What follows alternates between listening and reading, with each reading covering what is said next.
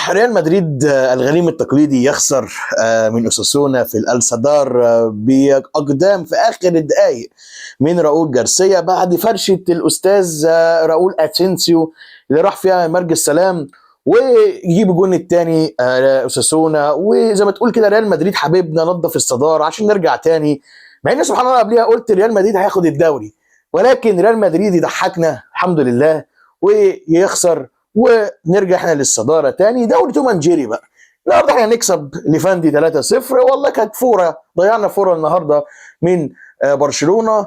وهانز فليك يعني كان في تصريحات كده قبل الماتش، يعني في كلام ان هو كان متضايق جدا من ماتش جيرونا وماتش اتلتيكو مدريد، لان اللعيبه يعني مش بتعمل اللي هو عايزه. الضغط العالي، اللعيبه اشتكت كمان من الجهد العالي اللي بيبذلوه في المطوشه.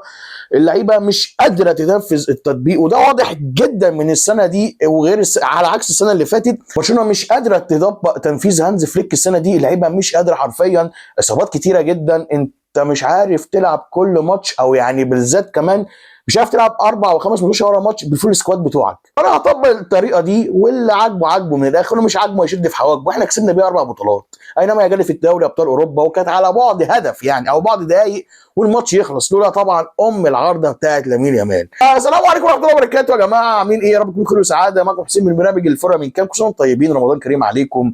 توقيت المطوشه زباله. امبارح الماتش كان الساعه 7:30 بتاع ريال مدريد، ويعني انت بتصلي التراويح، والنهارده الماتش الساعه 5:15، فيا قبل ما تفطر بقى وتصلي المغرب وتصلي العشاء وتصلي التراويح، يعني ما يعلم الا ربنا. والنهارده كمان ارسنال كسب توتنهام 4-1، وايزي جاب له يعني بيتالق في قدام توتنهام ذهاب وعوده، والفرق بقى هيبقى نقطتين دلوقتي، الفرق بقى 5 يعني. دي ماتش مؤجل السيتي، ففي قاعده كده ثابته ان لو فرق نقطتين جوارديولا بياخد الدوري.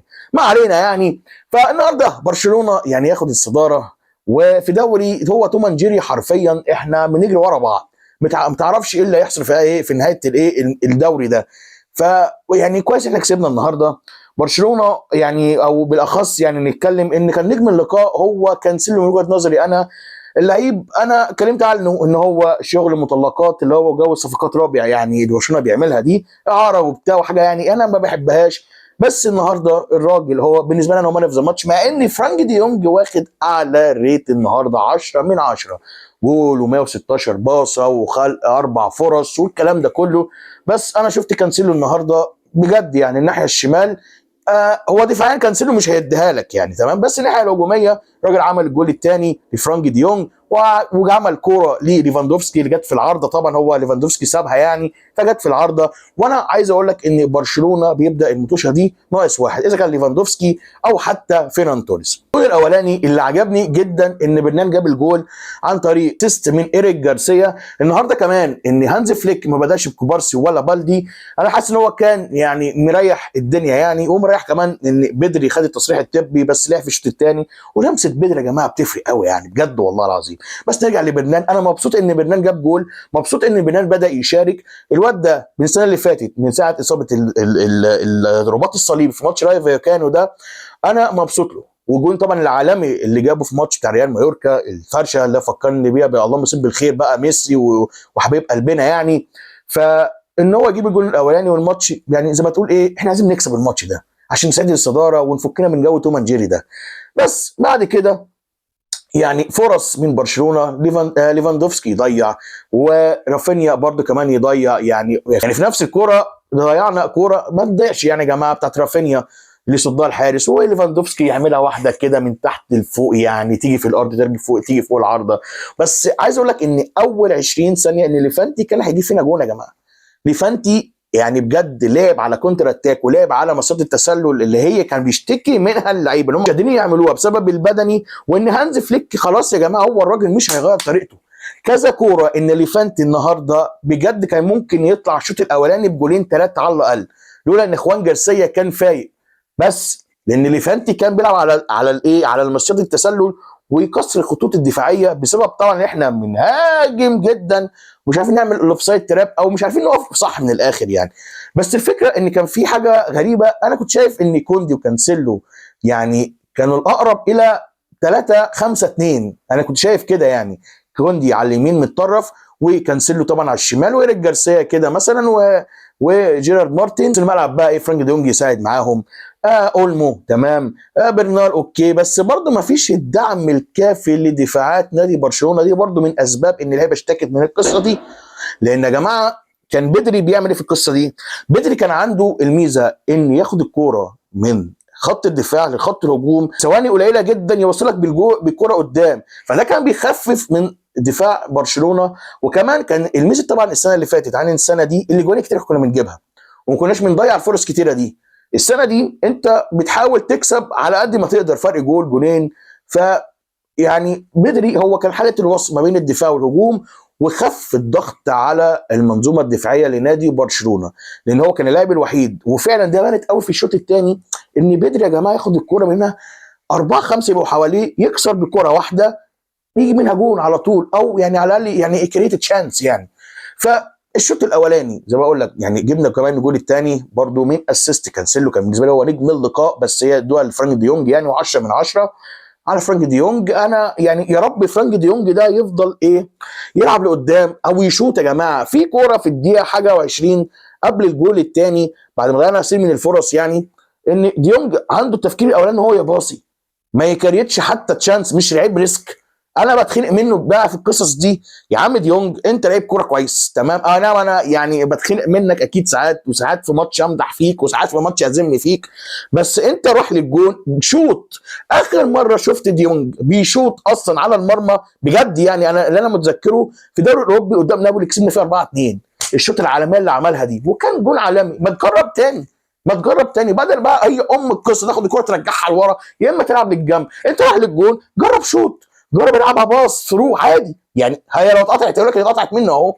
بس اوكي هو كان نجم اللقاء النهارده بالنسبه للمواقع يعني. اوكي برشلونه يجيب الجول الثاني برضه سيم من الفرص من لعيبه ليفانتي ان هم كانوا يجيبوا الجول الاولاني، وكان يعني فعلا انت مصيبه كان جاي لو جه جول في اول 20 ثانيه مثلا. واضح ان اي فرقه هتلاعب برشلونه ودي من اول الموسم الضغط هيبقى عالي جدا لعيبه برشلونه. الاوفسايد تراب طبعا مفيش مساحات ورا يعني زي الفل، فينتج عنه ان اخوان جارسيا لازم يبقى فيها الاخطبوط عشان يصد. الجول الثاني صباح الفل.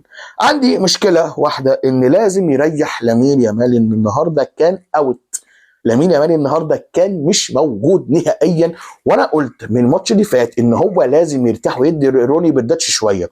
لو لقيت ان لامين يامال ان الماتش مثلا يعني مع اقرب نزله، انما النهارده كانت ممكن تريحه، كنت تلعب باسم بروني وتلعب بنفس التشكيله عادي، بس يعني خرج لامين يامال كمان هيبقى صايم ومعمول له نظام غذائي طبعا لوحده.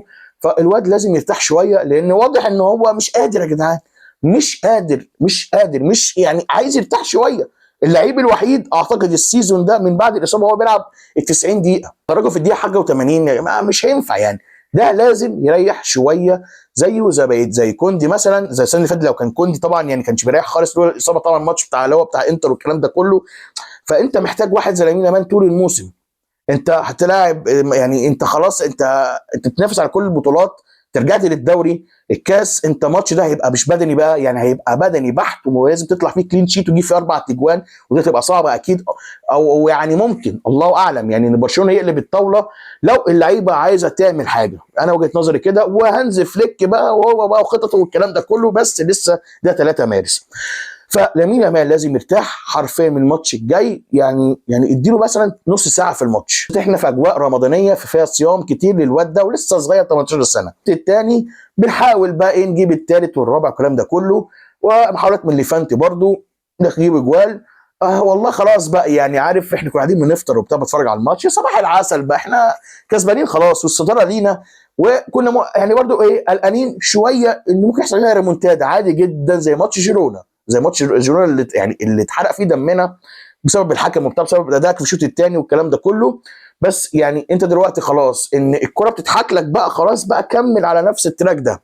طبعا جول فيرمان لوبيز العالمي بالشمال، وده كان بيتدرب عليها. الواد ده عشوائي، الواد ده عشوائي جدا. فيرمان لوبيز انه ممكن في لقطه واحده يبقى احسن لعيب في العالم بشوط زي دي مثلا، اجوان عالميه تيجي من لعيبه تاريخيه، وفي نفس اللحظه ممكن يضيع لك كوره انفراده تتخنق من امه بجد والله فيرمان لوبيز. بس مجملا الواد ده ما كانش ينفع يسيب برشلونه يروح تشيلسي ب 50 مليون، سرقه القرن بامانه يعني. انت محتاجه ان هو بكوره واحده عشوائيه، ولعيب عشوائيه خلي بالك، فان هو ممكن بلقطه واحده يجيب لك جون ويخلص لك الماتش. والجون العالمي اللي جه في يعني الثالث في الدقيقه 81 زي الفل بقى. وتغييراتنا بقى عشان نريح بقى الشباب. بدري طبعا نزل زي ما قلت لك، يا راجل مايسترو يا راجل، 11 لاعب نزلوا مش واحد، 11 لاعب مع احترامي لاي حد حتى لامين يامال. الواد يا جدعان، لا الكوره في رجله يا جدعان، وكيفيه يعني ان هو يخلص من التكتلات الدفاعيه. برشلونه معاها كنز يعني بدري ده.